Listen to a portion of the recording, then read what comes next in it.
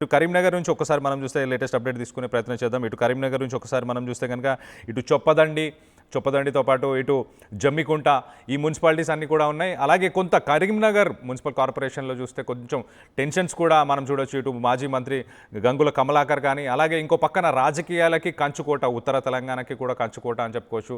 ఒక రకంగా ఇది కంచుకోటగా గతంలో ఉన్న బీఆర్ఎస్ ప్రభుత్వం కూడా ఇటు కేంద్ర మంత్రి బండి సంజయ్ ఫ్యాక్టరీ ఎలా ఉండబోతుంది, మొత్తానికైతే అరేంజ్మెంట్స్ కూడా ఎలా ఉన్నాయో తెలుసుకునే ప్రయత్నం చేద్దాం. ఇటు లేటెస్ట్ అప్డేట్స్ అందించడానికి ఇటు మా ప్రతినిధి చంద్రశేఖర్ అందుబాటులో ఉన్నారు. చంద్రశేఖర్, చెప్పండి, ఎలాంటి అరేంజ్మెంట్స్ జరిగాయి, ఎలాంటి ఫ్యాక్టర్స్ ప్లే చేయబోతున్నాయి, అలాగే మొదటి రౌండ్స్ ఎప్పుడు ఫినిష్ అయ్యి క్లారిటీ వచ్చే అవకాశం ఉంది?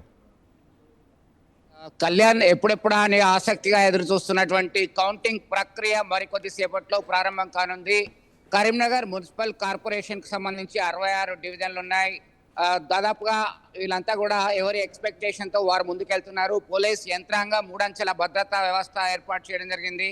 కరీంనగర్ జగిత్యాల ప్రధాన రహదారి, అలాగే జగిత్యాల నుండి కరీంనగర్ వచ్చేటువంటి వాహనాలన్నీ కూడా మళ్లించడం జరిగింది. బిఎన్ఎస్ 163 యాక్ట్ అమల్లో ఉంది. గతంలో మనం 144 సెక్షన్ అనేవాళ్ళము. ఇదంతా కూడా మనం ప్రస్తుతం కరీంనగర్లో ఉన్నటువంటి ఎస్ఆర్ఆర్ కళాశాల ఇండోర్ స్టేడియంలో దగ్గర కౌంటింగ్ ప్రాసెస్ అనేది కొనసాగడానికి సిద్ధంగా ఉంది. ఇక్కడ 66 టేబుల్లు ఉన్నాయి. 66 టేబుల్లకు సంబంధించి 66 డివిజన్లకు సంబంధించి 66 టేబుల్లు, ఒక సూపర్వైజర్, అబ్జర్వరు, 2 అసిస్టెంట్ ఉంటారు. దానిలో ముందుగా పోస్టల్ బ్యాలెట్ కౌంటింగ్ చేస్తారు. కౌంటింగ్ చేసిన తర్వాత అవి పక్కన పెడతారు.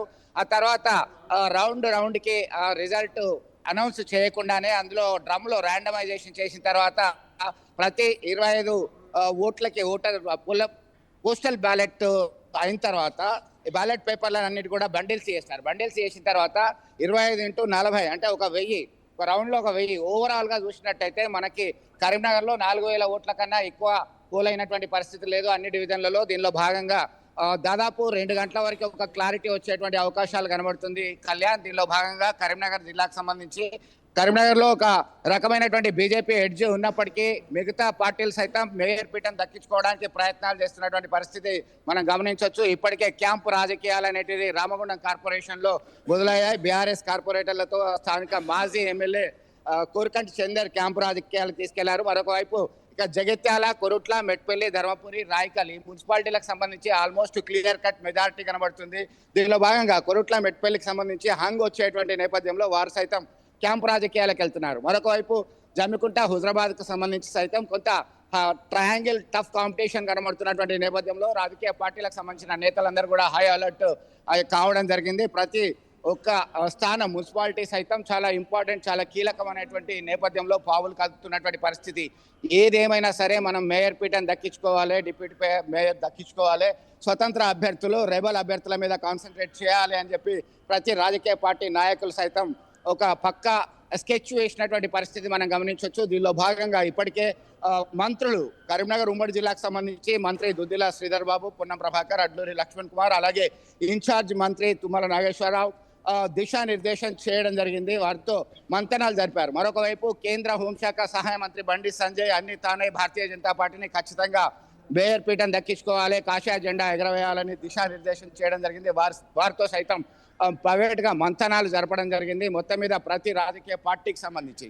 మరొక వైపు బీఆర్ఎస్కి సంబంధించి మాజీ మంత్రి స్థానిక ఎమ్మెల్యే గంగుల కమలాకర్ సైతం బీఆర్ఎస్కి కనీస స్థానాలు ఖచ్చితంగా వస్తాయనేటువంటి ధీమాలో ఉన్నారు. అన్నప్పటికీ MIM, All India Forward Bloc, అలాగే స్వతంత్ర అభ్యర్థులు ఎవరికి మద్దతు ఇస్తారనే దాని మీద క్లారిటీ మనకు ఆల్రెడీ వచ్చేసింది. దీనిలో భాగంగానే ఒక రాజకీయంగా ఆసక్తి నెలకొంది. ఇక రాజన్న సిరిసిల్ల జిల్లాకు వచ్చేసరికి 2 మున్సిపాలిటీలు ఉన్నాయి. వేములవాడలో ఒక ట్రయాంగిల్ టఫ్ కాంపిటీషన్లో బీఆర్ఎస్ కాస్త ఎడ్జ్లో ఉంది. దీనిలో భాగంగా స్థానిక ఎమ్మెల్యే ప్రభుత్వ వైపు ఆది శ్రీనివాస్ ఖచ్చితంగా మున్సిపల్ చైర్మన్ పదవిని దక్కించుకోవాలని చెప్పేసి పావులు కదుపుతున్నటువంటి నేపథ్యం అక్కడ ట్రయాంగిల్ కాంపిటీషన్లో వేములవాడకు వచ్చేసరికి.